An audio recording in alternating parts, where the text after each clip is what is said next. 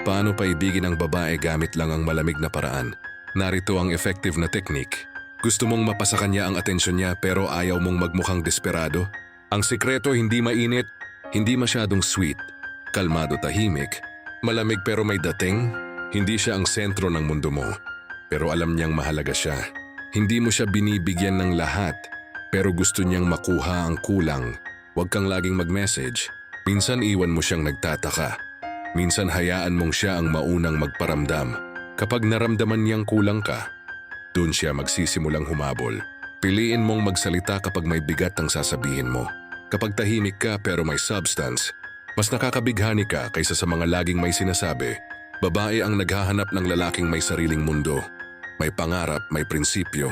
Hindi siya habol ng habol. Pero hindi siya mapakali kapag nawala ka. Hindi dahil sa itsura mo, kundi dahil sa mystery.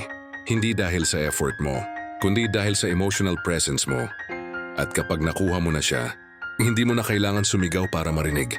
Kasi nakasanayan na ng puso niya ang katahimikan mong may lalim.